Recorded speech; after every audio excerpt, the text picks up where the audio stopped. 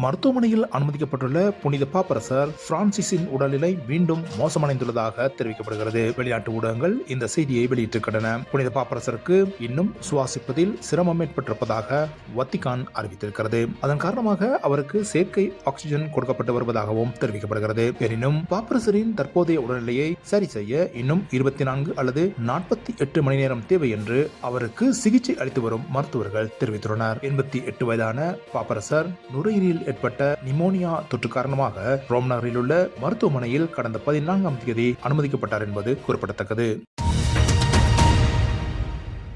திருகோணமலை மோதூர் காவல்துறை பிரிவில் உள்ள இருதயபுரம் பகுதியில் பார்த்த ஊர்தி ஒன்றும் உள்ளூர் சுற்றுலா பயணிகளை ஏற்றிச் சென்ற தனியார் பேருந்து ஒன்றும் இன்று நேருக்கு நேர் மோதி விபத்துக்குள்ளாயின. திருகோணமலை மட்டக்களப்பு பிரதான வீதியில் இந்த சம்பவம் இன்று பகல் இடம்பெற்றிருக்கிறது. இந்த விபத்தில் சுமார் 29 பேர் காயமடைந்து மோதூர் வைத்தியசாலையில் அனுமதிக்கப்பட்டுள்ளார்கள். இவர்களில் 2 மேலதிக சிகிச்சைகளுக்காக திருகோணமலை பொது வைத்தியசாலைக்கு மாற்றப்பட்டுள்ளார்கள். விபத்தில் காயமடைந்த 29 பேரில் 3 சிறுவர்களும் அடங்குவதாக தெரிவிக்கப்படுகிறது.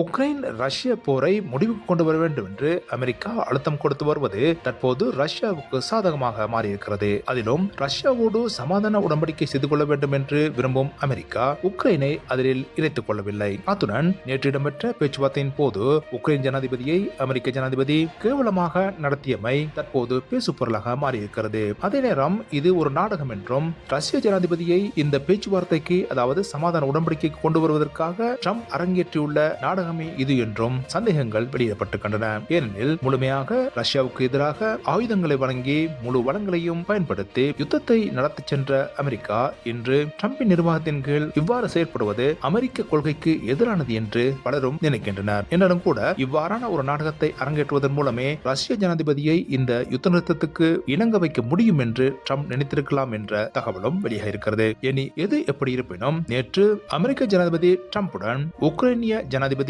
செலன்ஸ்கி வாத விவாதங்களில் ஈடுபட்டது அவரின் மதிப்பை பன்மடங்கு அதிகரித்துள்ளதாகவே கருதப்படுகிறது.